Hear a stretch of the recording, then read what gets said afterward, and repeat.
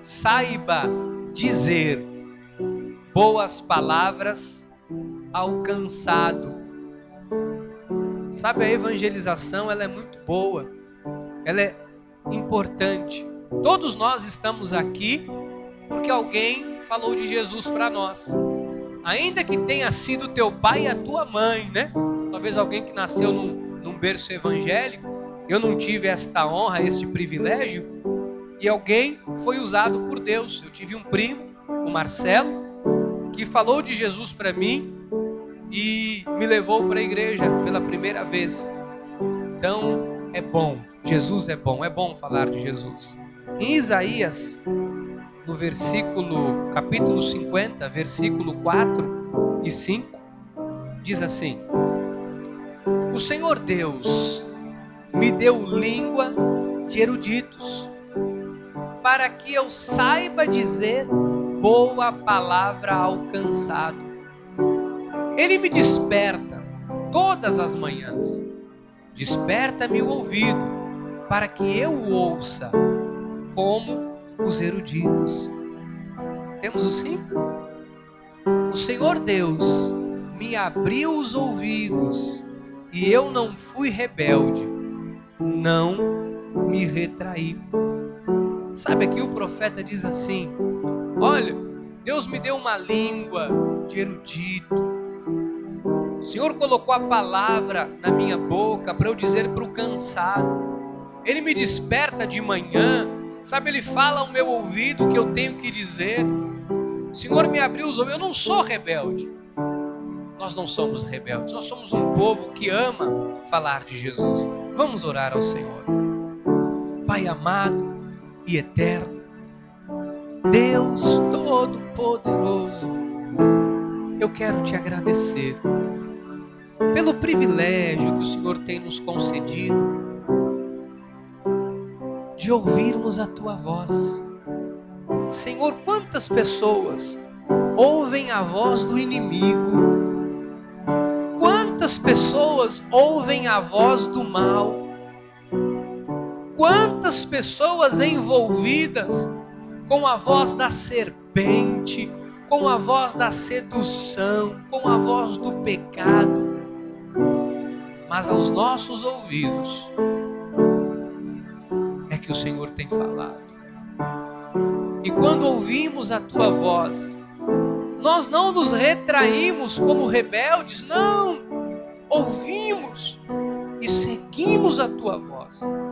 Por isso, Deus, mais uma vez, fala aos nossos ouvidos e nos desperta nesta noite, em nome de Jesus. Amém, amém e amém. Louvado seja Deus. Louvado seja Deus. Amém. Muito obrigado, Mel. Graças a Deus pela sua vida. Eu queria começar falando hoje sobre algo precioso, porque sábado agora nós vamos ter um culto dedicado aos jovens. Nós vamos nos reunir aqui e o intuito da nossa reunião, a igreja vai abraçar os jovens, nós vamos vir em massa, eu tenho certeza disso, para acolhermos aos jovens da nossa igreja. Tem um dado que eu queria passar para a igreja hoje, tão importante, que 2,3 bilhões são os jovens que estão vivendo neste mundo cheio de caos. 2,3 bilhões de jovens. Sabe que a população do mundo estima-se em torno de 7 bilhões, 9 bilhões de pessoas, é a população do mundo. Ou seja, 1/3 da população do mundo são jovens. E qual é o tipo de vida que os jovens têm hoje? Eu vinha de Santos domingo, do culto de manhã, e eu falei para a pastora, olha aquilo, olha aquilo, olha aquilo. E eu estava na pista, ela disse, eu não vi. Eu fiquei abismado de ver alguns meninos na rua soltando gude, sabe, bolinha de gude. Isso não se vê mais isso. Eu fiquei tão admirado, ela disse, será? Não era outra coisa? Eu falei, não, era gude. Eles estavam agachados, aquilo era bolinha de gude. Sabe que os jovens de hoje não sabem o que é uma bolinha de gude? Os jovens de hoje não sabem o que é um peão. Lembra do peãozinho? Olha que a criançada queria um peão. Os jovens não sabem o que é enrolar um peão, fazer um desenho em cima para ver aquilo girar, pegar na palma da mão. Você não sabe. Sabe que os jovens, você não vê mais a juventude, sabe, afinando uma vareta, um bambu, construindo uma pipa, colocando a pipa no alto, confraternizando com os amigos, soltando um pipa. Não. Se soltar um pipa hoje, é cheio daquele vidro que é para arrancar a pipa do outro, às vezes cortar a cabeça de motoqueiro. Mas a verdade é que a juventude não se importa mais com estas coisas. Se você perguntar para os meus filhos, Gabriel, o que é um carrinho de rolimã? Quê? Se você perguntar para o Lucas, você já andou num carrinho de rolimã? Nunca. Você veja, os jovens desta geração não conhecem carrinho de rolimã, nunca soltaram um peão, nunca soltaram um balãozinho. Não. As coisas com o passar dos anos foram mudando. Por que eu estou dizendo isso? Porque hoje os jovens estão envolvidos com o quê? Estão envolvidos com a internet, foto no Facebook, no Instagram, música, sabe? Modinha, balada, ficar. Sabe que tem menino de 12, 13 anos? Eu vi isso essa semana. Meus filhos estudam numa escola particular. E eu fui buscar a Laura e o Gabriel, e na rua de trás da escola, 2 jovens. Você fala, pastor, aqui, às vezes escola pública, coitada, a mãe está trabalhando, nem vê. Escola particular. 2 jovens de 13 anos, na ponta de uma garagem, deitados na rua, na porta de uma garagem. Tinha uma cobertura, deitados e se beijavam. Eu olhei para aquilo e disse, meu Deus, que não passava de 12, 13 anos. Esses dias fui buscar meu filho na academia. 2 garotos na praça, 2 meninos, se beijavam na boca, se beijavam de língua, e ninguém pode fazer nada. Porque se alguém mexe, se alguém fala, vai preso. Porque tem total liberdade.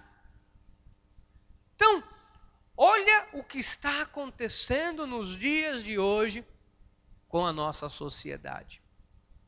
Sabe que as pessoas estão cansadas, tem gente que está cansada. Tanto sofrimento, tanta luta, tanta guerra, tanto problema. Amados, tem mãe que não aguenta mais. Você sabe que tem mãe, trema os céus, porque ao ponto de uma mãe pensar desta forma, mas tem mãe que pensa, era melhor meu filho ter morrido do que se tornar o que ele se tornou, do que virar o que ele virou. Às vezes pessoas más, sabe, cruéis. Tem músicos, o músico mais famoso, que é mais ouvido nos Estados Unidos, ele fez uma música falando mal da mãe, xingando a mãe, sabe, palavras que eu não tenho coragem nem de pensar, quanto mais de falar. E tem gente que canta. Então, e as pessoas vão atrás disso. O mundo está vivendo um caos. O pensamento do nosso estudo diz assim, esta sociedade caída faz com que a vida se transforme em fogo infernal. É desolação, desespero existencial. Muitos andam cegos, sem conhecer a verdadeira liberdade que só Cristo dá. Vivem em rota de colisão com Deus, levando uma vida sem sentido. Você sabe que as pessoas vivem uma vida sem sentido. Tem uma pesquisa do Google estarrecedora. Se você entrar no Google, para quem não sabe, para quem não usa computador, o Google é como se fosse um guia. É um site de busca, mas como se fosse uma lista telefônica, sabe que o pessoal que é mais antigo, você vai procurar, precisa procurar um endereço, procurar alguma coisa, uma enciclopédia, que ali tem todas as informações, como se fosse um dicionário, mais ou menos isso, só que repleto de informações. Então esse Google é uma ferramenta da internet. Se você digitar a palavra Jesus, vai aparecer 416 milhões de buscas. 416 milhões de pessoas buscaram saber o que é Jesus. Olha que bacana. Mas, se você digitar no Google pornô ou pornografia, aparece 951 milhões de buscas. O dobro. O que as pessoas estão buscando? Pornografia, sensualidade, pecado, traição.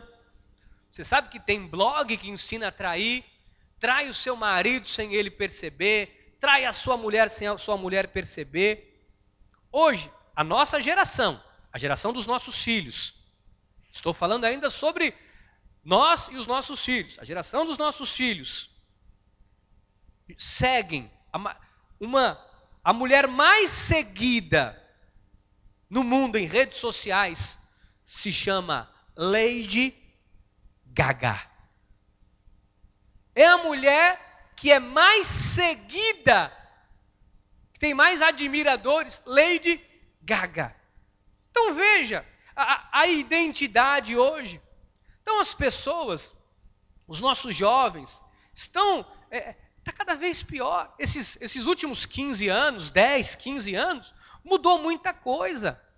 Muitas coisas aconteceram de 20 anos para cá. Olha, de 10 anos para cá no nosso país, né? O que mudou de 10 anos para cá? Sabe, a tendência é só piorar. Porque daqui a pouco vão liberar o aborto no Brasil. Agora já podem, 2 jovens, eu vi, não tinha mais que 14, 15 anos, se beijando em praça pública. Meninos de 12, 13 anos, deitados numa garagem, se beijando, pode. Você não pode falar nada. Então, nessa última década, a coisa piorou. Só que existem muitas pessoas que precisam de ajuda, estão cansadas. E nós precisamos mostrar para essas pessoas que há uma vida muito melhor do que essa que elas têm vivido. Sabe que algumas pessoas acham que a liberdade é viver o mundo. Eu já ouvi isso. Sabe, pastor, eu tenho que viver a minha vida, eu ainda sou muito jovem. Sabe que a vida, amado, é um erro a pessoa achar, é um erro muito grande a pessoa achar que a liberdade é viver no mundo.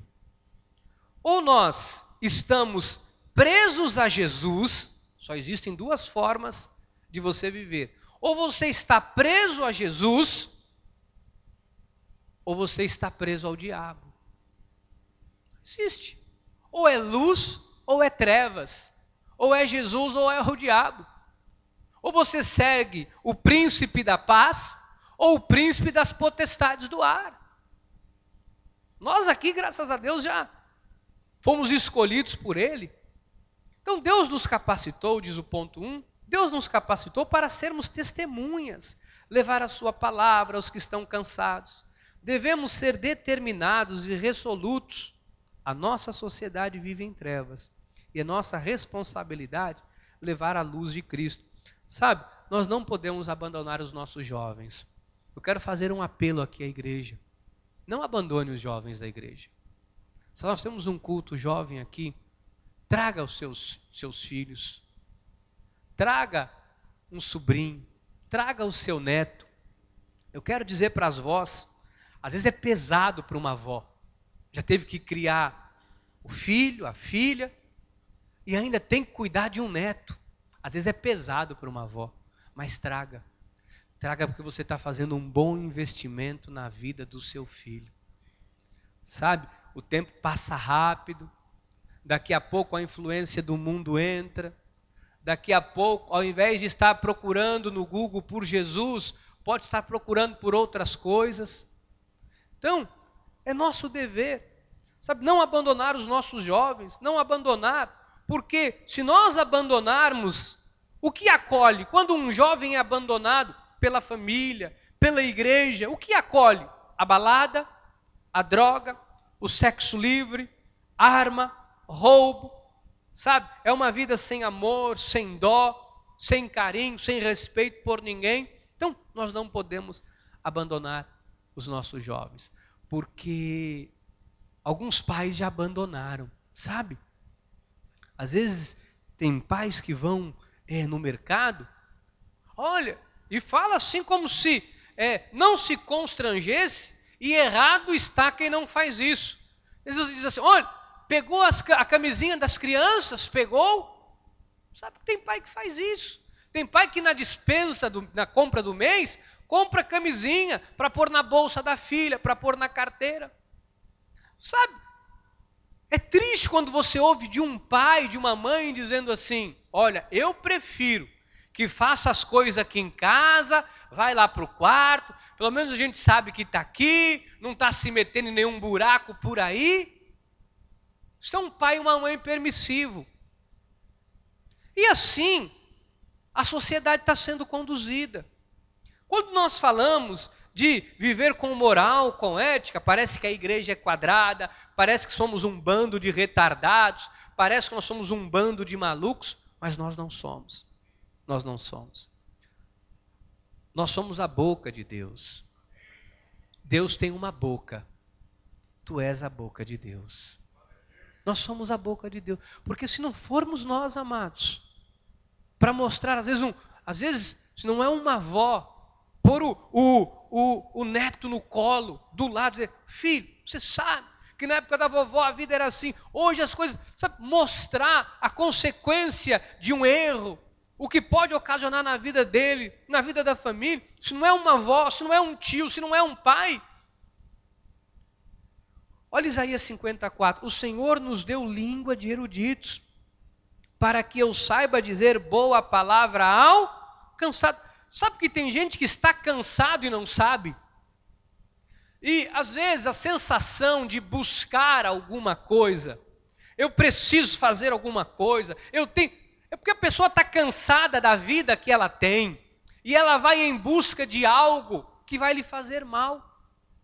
Sabe que tem gente que está cansada? Sabe? Eu cansei de ser bonzinho, eu cansei de igreja, eu cansei. Mas não se canse, nós não nos cansamos. Agora tem gente que se cansou. Amados, o Senhor conta comigo e com você para ajudarmos as pessoas. Sabe, nós temos salinhas de aula aqui na igreja. Tem mãe que brigou com a igreja. Olha, isso é muito triste. Porque o berçário é muito pequeno, porque tem que assistir pela TV. Aí nós falamos com amor, não faça isso, cuide do seu filho. Não, quando crescer, se ele quiser, ele vem. Mas isso parte o meu coração. Você acha que nosso berçário é pequeno porque eu sou mau, porque eu sou cruel? Mas me põe 10, 20 mil reais aí na mão, que eu ergo um prédio aqui do lado, põe 5, 6 berçários. Quantas vezes eu pensei, eu perco a noite, eu quero fazer, eu já pensei em transformar aquilo tudo lá em cima com vidro, fechar para berçário, já pensei em quebrar o corredor, 1001 coisas. Sabe, é com dificuldade às vezes, mas traga. Porque a criança você ainda consegue carregar na mão, a criança você ainda consegue trazer. Quando chega uma certa idade da adolescência, olha, se você não trabalhou isso, a criança não vai mais querer saber. Olha, nós temos salinhas de aula. Aqui nós tentamos da melhor forma acolher as famílias para que as crianças, os jovens tenham um futuro melhor. Amém? O que nós ensinamos na salinha? Nós ensinamos a Bíblia. É óbvio que as crianças não têm o entendimento que nós temos, mas eles têm a percepção. O Gabrielzinho veio trazer um envelopezinho dele aqui, eu disse, o Senhor, ele disse, é o meu pastor, nada me faltará. Ele sabe. Ele desdenhou de mim. Senhor é meu pastor, nada me faltará. Aí eu fui falar para o Fernandinho, ele já gritou, Senhor é meu pastor, nada me faltará. E saiu. Mas ele sabe. Está na cabeça deles. Eles estão aprendendo. Eles estão aprendendo. O que é certo, o que é errado. Ali o professor ensina. Olha, você não pode fazer isso, porque a Bíblia ensina isso. Olha como é bom. Deus é bom, Deus ama. Eles estão aprendendo. Estão sendo formados como pessoas que no futuro serão a boca de Deus para outras pessoas, para outros jovens. Então é importante nós entendermos que nós somos esta voz, esta boca de Deus. Nós temos as armas, a nossa arma é da luz. Romanos 13, 11 e 12. E digo isto a vós outros que conheceis o tempo, já é hora de vos despertardes do sono, porque a nossa salvação está agora mais perto do que quando no princípio cremos. Vai a alta noite e vem chegando o dia. Deixemos, pois, as obras das trevas e revistamo-nos das armas da luz. Diga, minha arma é a verdade. Qual é a arma do mundo? As trevas. Você sabe que esse negócio das trevas é encantador para quem não tem Jesus. Quem aqui não nasceu em berço evangélico, levanta a mão. Olha, bastante gente. Quem aqui já foi pular o carnaval, como eu? Eu pulava o carnaval.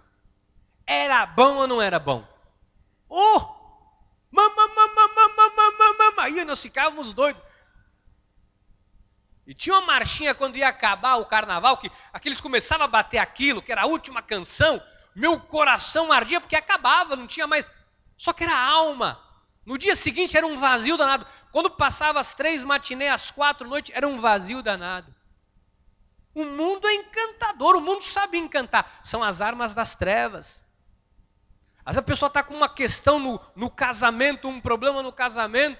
Olha, o mundo é encantador. Põe ali uma moça bonita, um rapaz bonito, o mundo é encantador. O mundo tem armas terríveis, mas a nossa arma é a verdade. A nossa arma é a verdade. Essa é a arma que Deus nos deu, a verdade. Se está na Bíblia, nós cremos. Se não está, nós não cremos. A nossa arma é a verdade. Nós não temos... As armas do mundo são carnais. Mas qual é o apelo? Você imagina um jovem com 16, 17 anos, que usou... Eu tive essa idade, você também teve. Alguns dizem, pastor, nem lembro mais. Você lembra sim. Os hormônios ficavam... Eu com 17 anos, os meus hormônios eram terríveis. Eu passava na rua, eu via uma moça, eu me arrepiava todo. Eu saía, eu tinha uma lambreta, eu vi um cesto de lixo, eu achava que era uma menina. Será que é uma menina que eu queria pôr na garupa da lambreta? É ou não é? Os hormônios com 16, 17 anos...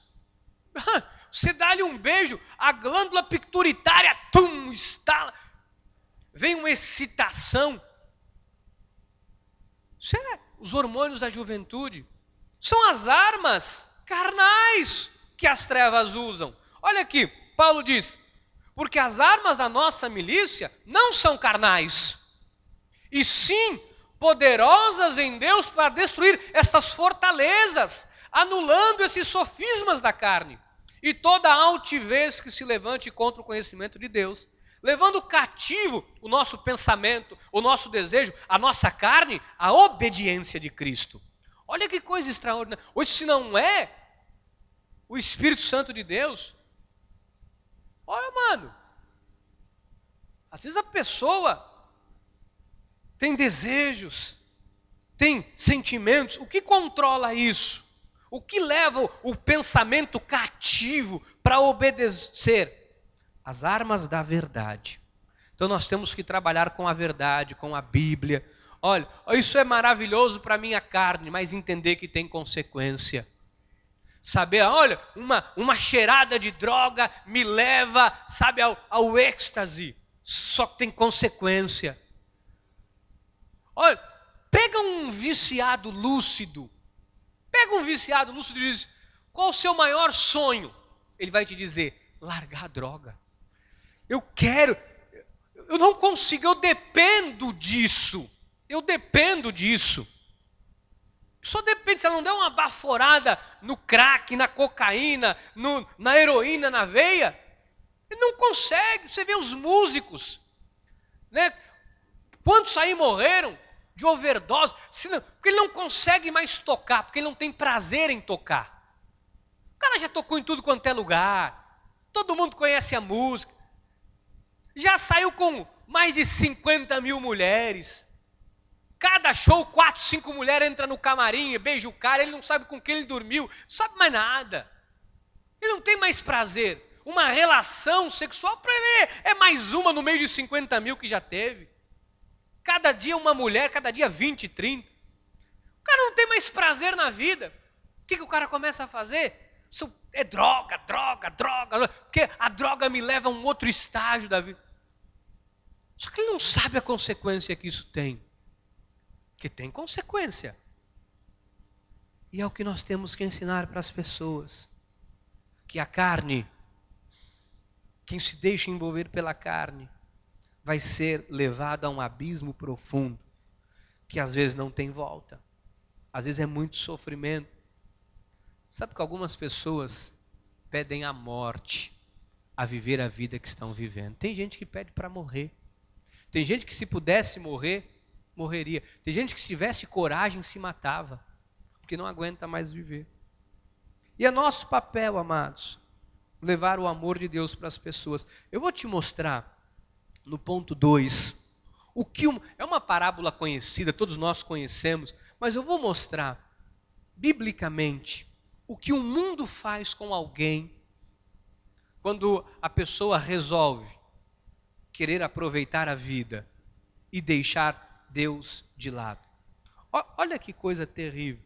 Uma boa forma de visualizarmos o que o mundo faz com aqueles que mergulham nele, que mergulham na carne, que mergulham no mundo, o alto preço que ele cobra e de como Deus está sempre pronto a nos receber de volta. É a parábola do filho pródigo. Olha, o mundo cobra um preço alto. Eu estava estudando ontem à noite, de terça-feira aqui na igreja, tem um grupo de estudo que faz aula de português. Vem a professora aqui e dá aula de português para prestar concurso para o Enem, enfim, para a faculdade, para quem está buscando uma bolsa. Enquanto eles ficam fazendo a aula, eu fico no meu gabinete estudando. E quando eu estudava, eu comecei a visualizar realmente como o mundo cobra um preço alto quando nós mergulhamos nele. Olha aqui o que diz a palavra de Deus em Lucas 15, 11 a 24. Eu vou ler batido, depois eu vou explicando. Eu vou ler direto. Diz assim: Continuou, certo homem tinha 2 filhos. O mais moço deles disse ao pai: Pai, dai-me a parte dos bens que me cabe. E ele lhes repartiu os haveres. Passados não muitos dias, o filho mais moço, ajuntando tudo o que era seu, partiu para uma terra distante e lá dissipou todos os seus bens, vivendo dissolutamente. Depois de ter consumido tudo, sobreveio àquele país uma grande fome e ele começou a passar necessidade. Então ele foi e se agregou a um dos cidadãos daquela terra, e este o mandou para os seus campos a guardar porcos. Ali desejava ele fartar-se das alfarrobas que os porcos comiam, mas ninguém lhe dava nada. Então, caindo ele em si, disse: Quantos trabalhadores de meu pai têm pão com fartura e eu aqui morro de fome? Levantar-me-ei, irei ter com meu pai, e lhe direi: Pai, pequei contra o céu e diante de ti, já não sou digno de ser chamado teu filho, trata-me como um dos teus trabalhadores. E levantando-se foi para seu pai. Vinha ele ainda longe quando seu pai o avistou, e compadecido dele, correndo, o abraçou e beijou. E o filho lhe disse: Pai, pequei contra o céu e diante de ti, já não sou digno de ser chamado teu filho. O pai, porém, disse aos seus servos: Trazei depressa a melhor roupa, vestiu, pondo-lhe um anel no dedo e sandálias nos pés. Trazei também, matai o novilho cevado, comamos e regozijamos, porque este meu filho estava morto e reviveu, estava perdido e foi achado, e começaram a regozijar-se. Deixa eu te explicar isso aqui, porque nós conhecemos. Sabe que esta é a parábola mais conhecida no mundo, a mais conhecida da Bíblia Sagrada. Diz a Bíblia, e este pai, quem é este pai? Isso é uma parábola. Isso é uma parábola recheada de verdades absolutas. Este pai simboliza Deus. E este filho simboliza um filho de Deus, uma ovelha de Cristo. Conta a Bíblia que este filho um dia, o filho chegou no pai e disse: pai, me dá a minha parte que cabe na herança, porque eu quero viver minha vida. Eu sou jovem, sabe, estar na igreja nesse momento da vida é uma perca de tempo. Sabe, ficar aqui ouvindo o pastor pregar, ficar aqui, isso é uma perca de tempo tremenda. Todos os meus amigos dizem que isso é uma bobagem só. Sabe, eu tenho uma maturidade na vida, me dá o que é meu. E o pai deu o que era dele.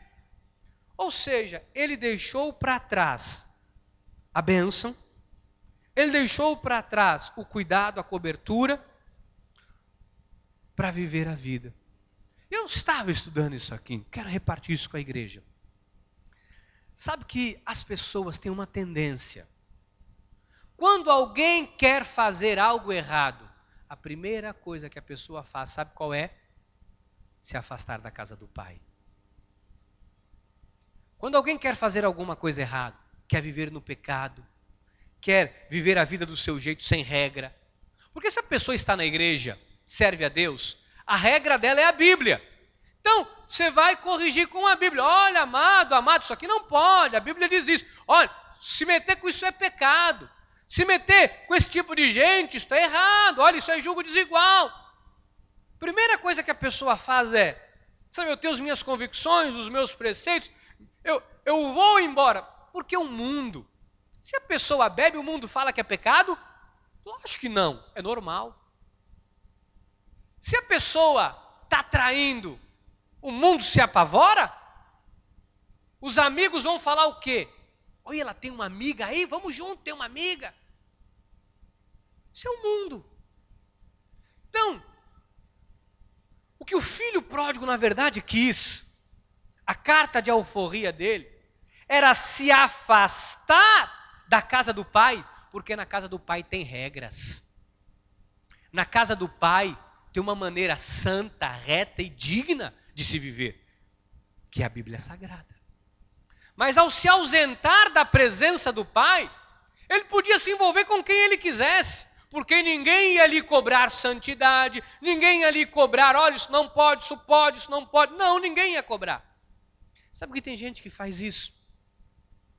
Às vezes acontece alguma questão, não, eu vou embora da igreja, sabe, eu vou me afastar da igreja, estou dando um tempo da igreja. Na verdade, quando a pessoa faz isso, é porque ela não quer que o pai, que a igreja, se envolva na vida dela, porque ela está disposta a pecar. As pessoas fogem da igreja porque elas querem ter a consciência limpa para viver no erro e no pecado.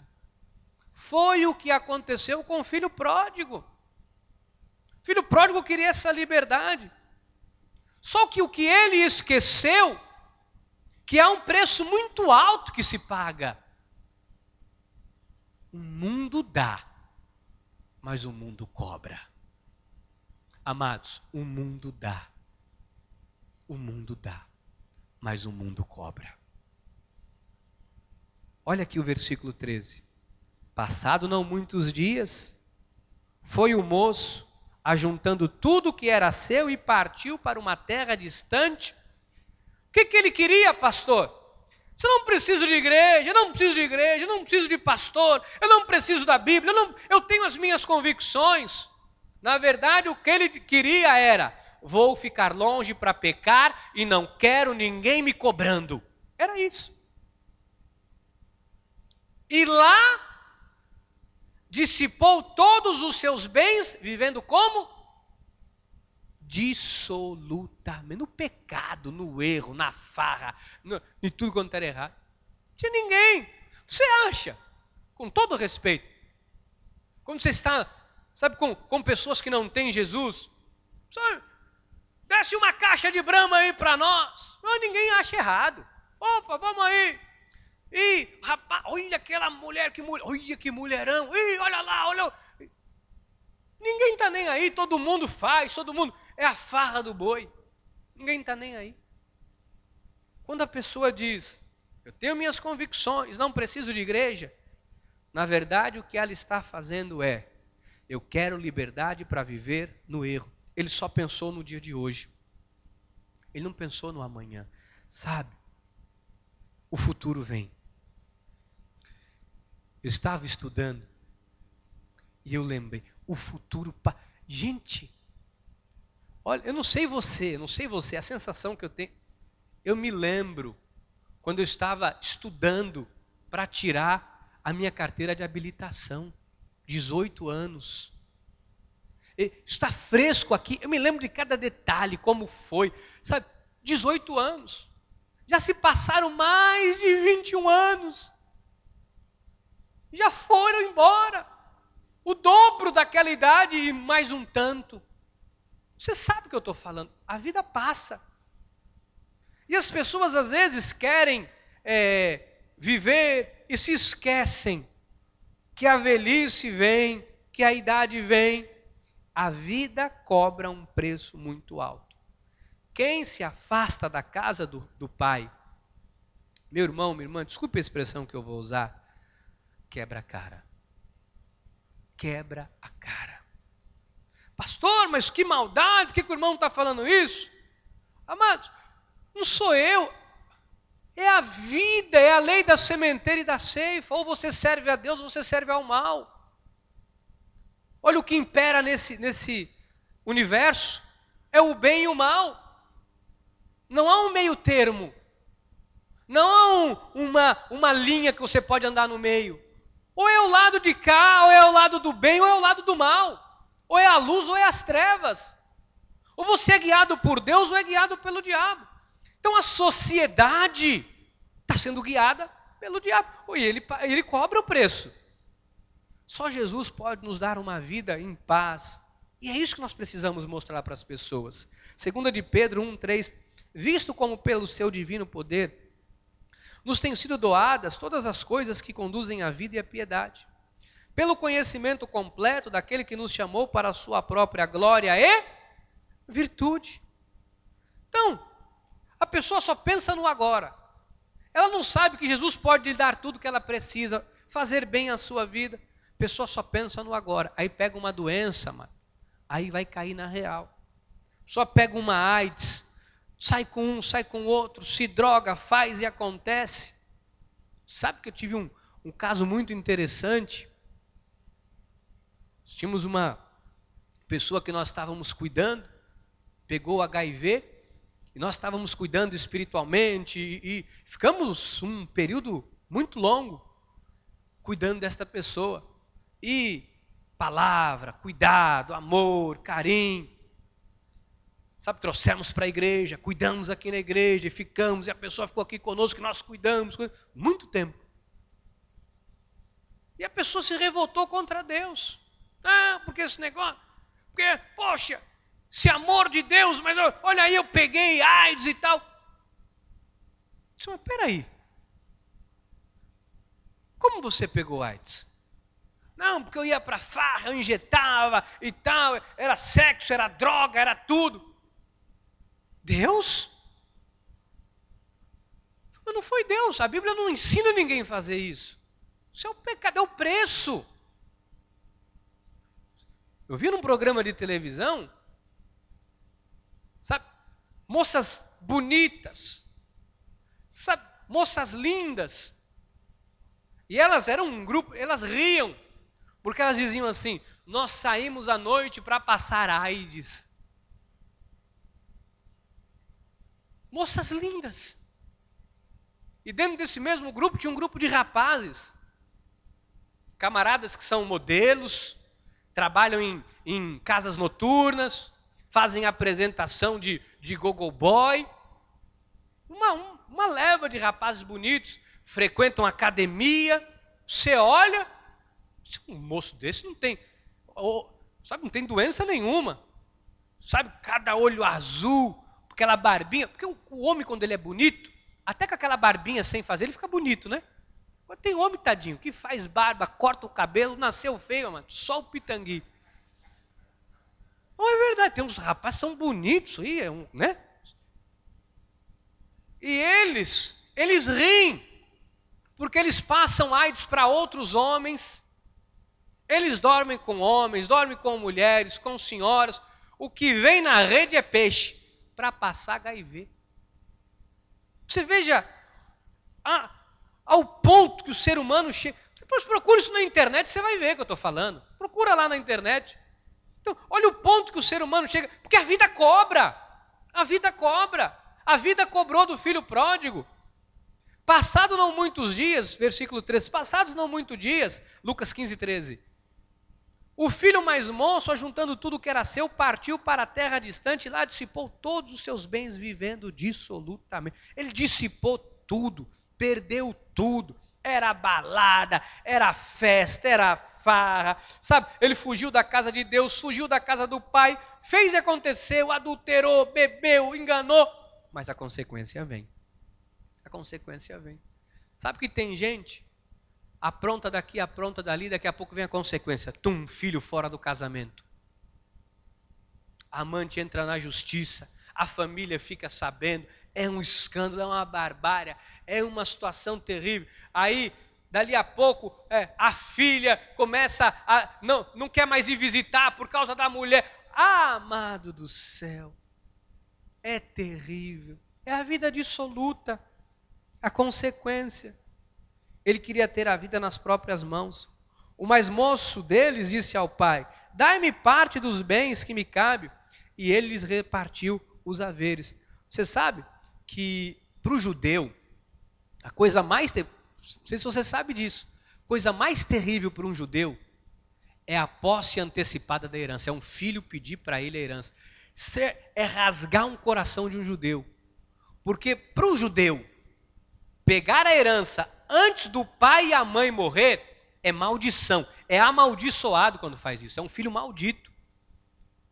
Provérbios 20 e 21. A posse antecipada de uma herança, no fim, não será...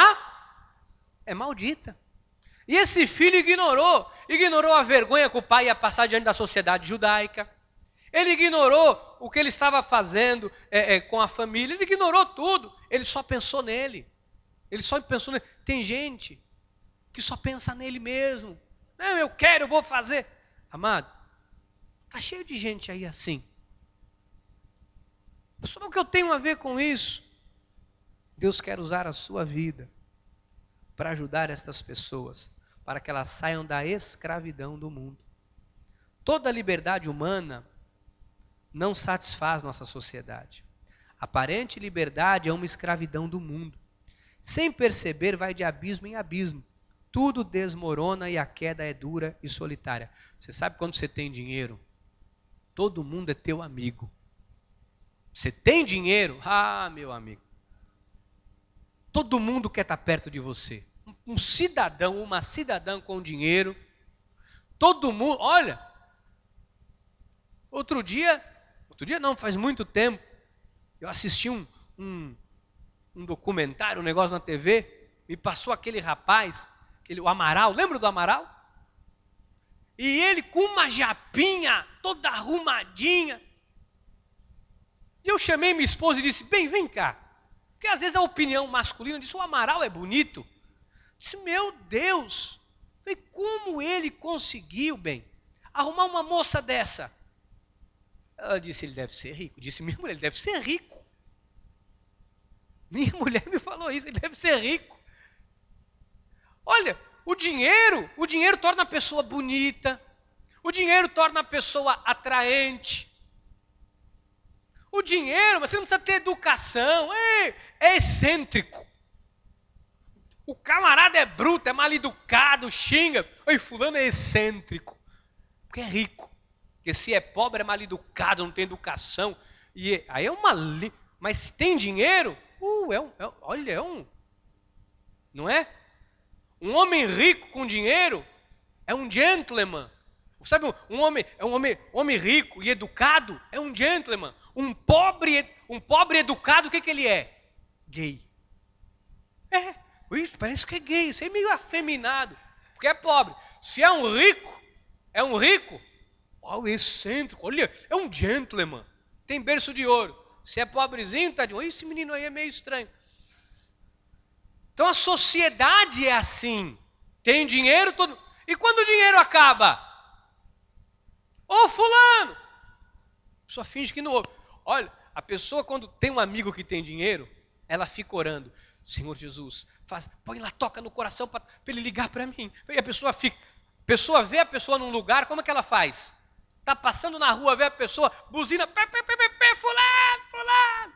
Aí chega no lugar, só acabei de ver fulano, estava passando aqui na rodovia, estava no aeroporto, sabe o que eu vi? Ronaldo, fenômeno. Eu quero lá saber quem você viu. Se eu estava no aeroporto, sabe o que eu vi? Ninguém fala que viu o piloto, o comissário. Agora, se tem dinheiro, vi fulano. Como se isso trouxesse um requinte, né, para a pessoa. Eu vi. Quando alguém tem dinheiro, a pessoa faz questão de dar. Quando a pessoa perde tudo, ixi, lá vem, ainda vai me pedir um emprestado, eu vou dizer que eu não tenho. Amado, o mundo cobra um preço, viu? Lucas 15, 14, 16. Depois de ter consumido tudo, sobreveio àquele país uma grande fome. E ele começou a passar necessidade. Então ele, olha, amado, olha o que esse moço passou. Então ele foi, se agregou a um dos cidadãos daquela terra, pediu um emprego, um agregado, e este o mandou para os seus campos guardar. Gente, eu não sei o que vocês têm noção disso aqui, eu vou explicar. Sabe qual é a coisa mais abominável para um judeu? Porco. Judeu não come porco. Judeu não quer saber de porco, nada de porco. Para o judeu, lidar com porco é a pior imundícia que ele pode se meter na vida. Um pai prefere um filho morto do que cuidando de porco. Para um judeu é assim. Porque isso é a escória. O porco para o judeu é a escória da terra. É uma parábola, mas é a verdade. Sabe quando a pessoa se afasta da casa de Deus, ela só se mete no lixo. Às vezes um pai, uma mãe, é melhor meu filho morrer do que estar numa situação dessa. É melhor morrer do que estar numa situação como essa.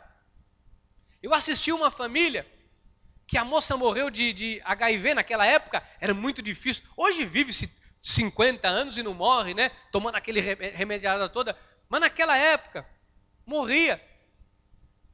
E nós chegamos um dia no velório, estava lá o caixãozinho, a moça, sabe, o rosto desfigurado, tinha comido parte da boca.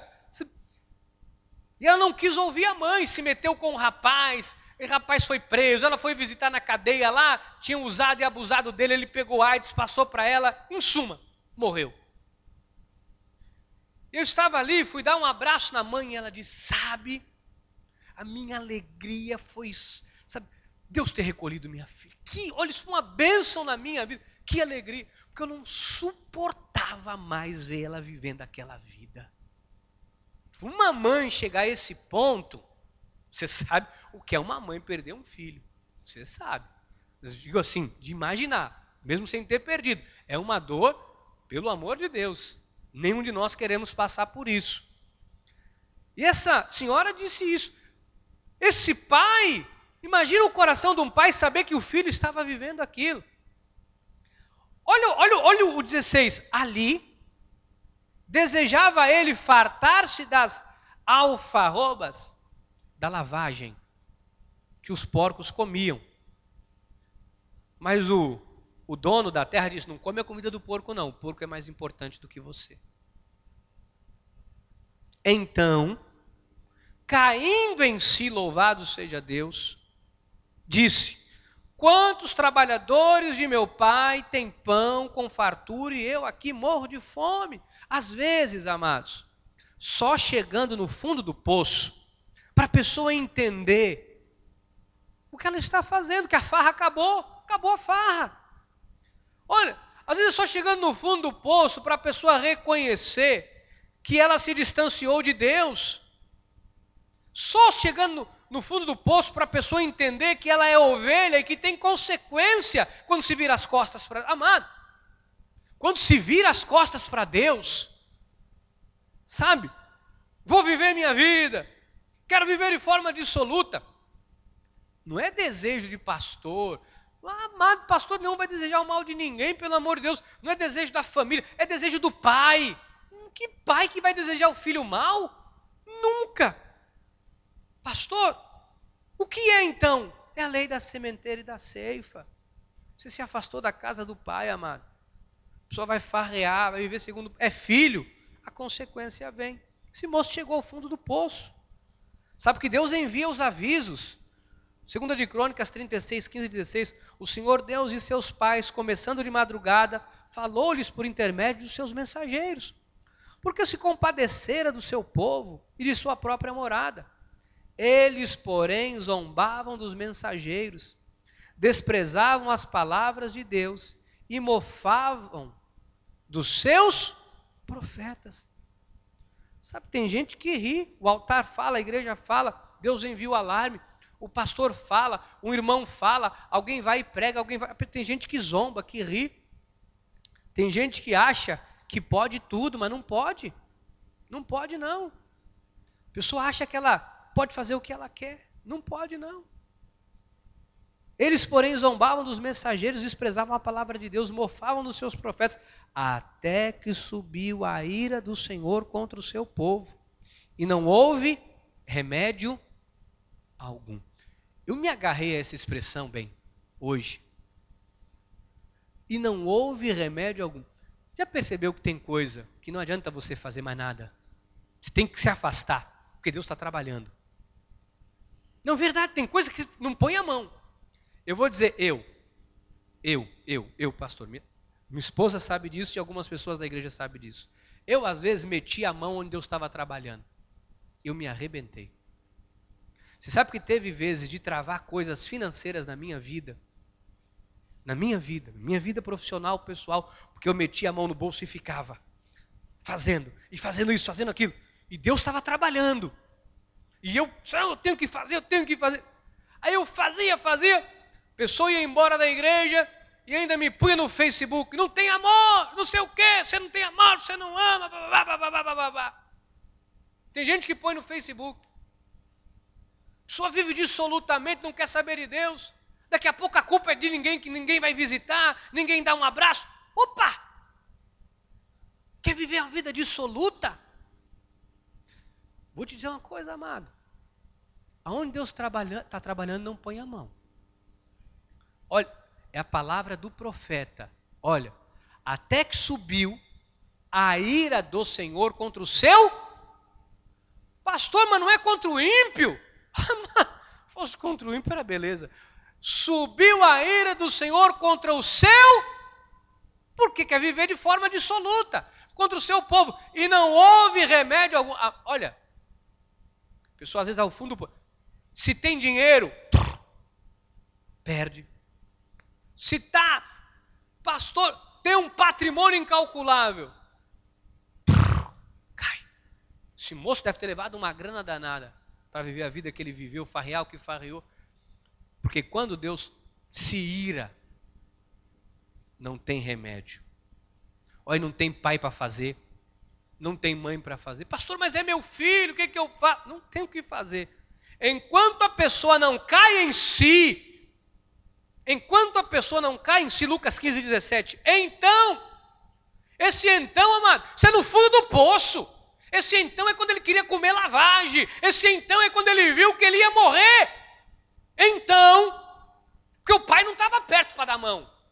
O pai não foi atrás, não. O pai não foi fazer visita. O pai não foi, não, deixa eu dar uma circulada para ver se eu acho o meu filho. O pai não foi visitar, não. Sabe por que o pai não foi visitar? Porque Deus já estava trabalhando. Deus estava trabalhando. Porque eu sou pai, né? A gente quer se jogar no meio, quer fazer por um filho, quer fazer... Ser pai e mãe. Se Deus não está fazendo, se mete não. Pastor, mas tadinho, está numa disciplina danada. Louvado seja Deus, é filho. Deixa Deus trabalhar. Às vezes tem que ir no fundo do poço. Foi o que esse moço aconteceu. Então, ele caiu em si e disse: quantos trabalhadores de meu pai têm pão com fartura? Ele caiu em si quando? E eu aqui morro de fome. Quando ele chegou no fundo do poço.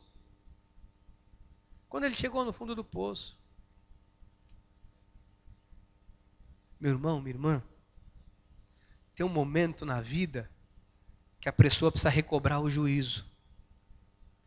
Precisa entender que sem Deus ela não é nada. Passando o ponto 4, Fernando, lá no C, Lucas 15, 21 a 24. Lucas 15, 20, desculpa. Olha, ele começou a mudar a atitude dele. Levantando-se foi para seu... O que ele fez? Recobrou o juízo e disse: se tem um jeito para eu consertar minha vida, é na casa de Deus.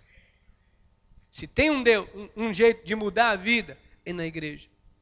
Às vezes você conhece alguém que está no fundo do poço. O que eu faço, pastor? Tem uma pessoa da minha família, chegou no fundo do poço. Fala para essa pessoa que se ela quer acertar a vida dela, é na casa do Pai. É na casa do Pai. Você sabe que esse é o sentimento que eu tenho como pastor, esse é o sentimento que eu tenho como pai, esse é o sentimento que eu tenho como cristão, que é o que Deus tem. O pai não questionou, quando voltou o pai não questionou, levantando-se foi para seu pai, vinha ele ainda longe, quando seu pai o avistou, esse é o amor de Deus, e compadecido dele, correndo, o abraçou e beijou. Esse é o amor de Deus, amados. Versículo 21. Olha, ele recobrou o juízo e o filho lhe disse: pai, pequei contra o céu e diante de ti, já não sou digno de ser chamado teu filho. O pai, porém, olha a atitude de Deus, amados. Quando chega alguém arrependido, alguém que realmente quer uma vida nova, o pai, porém, disse a seus servos: trazei depressa a melhor roupa, vestiu, põe-lhe um anel no dedo para mostrar que ele tem uma família, põe sandália nos pés para mostrar que ele não é escravo. Deus dá dignidade. Trazei também e matai o novilho cevado, comamos e regozijamo-nos, porque este meu filho estava morto e reviveu, estava perdido e foi achado. E começaram a festejar, a regozijar-se. Amados, Deus honra essa atitude. Deus honra. E eu quero te pedir 1 minuto apenas para te dizer o seguinte. Para que alguém chegue a este ponto na vida, às vezes vai precisar de mim e de você para apontar o caminho e a casa do Pai. Sabe, tem muito filho pródigo, tem muita gente que se desviou, tem muita gente que no momento da vida surtou, se afastou. Talvez alguém que esteja aqui, sabe, pastor, eu ainda tenho, o mundo ainda me seduz muito. Em nome de Jesus, a sociedade sem Jesus está morta. Foi o que o pai disse aqui: meu filho estava morto e reviveu. Estava morto. Uma pessoa sem Jesus está perdida. Pastor, mas isso não é uma coisa muito fantasiosa que o irmão faz? Isso não é uma coisa muito assim? Não é, não é. As pessoas sem Jesus, o que os atrai é o pecado, é o dinheiro, a fortuna. Sabe que eu tenho pena, de verdade, eu tenho pena quando começa aquele Big Brother, eu tenho pena daquelas pessoas. Eu tenho pena. Ver um ser humano se meter como um bicho dentro de uma gaiola, para todo mundo ficar olhando, passando humilhação. Sabe, moças tendo que mostrar o corpo, atrás de dinheiro. Sabe, se entregam, perdem o escrúpulo. Sabe, uma hora está abraçando um aqui, aí a câmera pega essa pessoa que está abraçando e beijando, a mesma câmera segue e pega a pessoa malhando a outra, a troco de dinheiro, fortuna, fama, para pousar depois numa revista, descolar uma grana para um apartamento, aí compra um apartamento, não consegue bancar, tem que começar a se prostituir para bancar o luxo, para tentar manter o status de vida, aí já não consegue, alguém apresenta droga, começa a se drogar, cheira o apartamento, sabe? vai no fundo do poço. Daqui a pouco você vê aí overdose, porque a pessoa diz, é melhor eu morrer que eu viver essa vida, porque eu fui fulano de tal, eu estive na TV. As pessoas precisam de Jesus. Eu não sei o sentimento que você tem, o meu. Sabe que se eu pudesse, eu ficava 24 horas por dia, falando, para as pessoas terem uma mudança de vida. Sabe quando eu olho para alguém, vou dizer a verdade, eu fico pensando, como eu posso trazer essa pessoa para Jesus? Como eu posso apresentar Jesus para esta pessoa? Qual é o caminho que eu poderia usar para mostrar para esta pessoa que Deus pode fazer uma obra na vida dela? Porque eu sei que só Jesus pode. Sai daqui hoje, amado. Sai daqui hoje, sendo a boca de Deus para as pessoas que estão cansadas. Com Deus não tem coincidência. Deus coloca as pessoas no seu caminho para você falar do amor dele. Talvez amanhã, alguém vai cruzar o seu caminho e vai dizer, eu não aguento mais. Você vai lembrar do que Deus te falou aqui. Você vai dizer, vem cá, você está cansado? Deixa eu contar uma história para você. Conta a história da tua vida. Conta o que você passou. Fala o que Jesus fez na sua vida. Amém? Deus te deu uma boca de erudito. Você é boca de Deus. Que assim seja, porque assim nos disse o Senhor. Amém, amém e amém.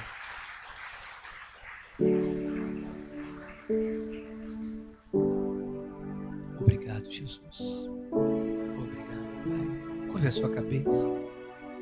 Pai, nós vimos hoje o sofrimento que as pessoas têm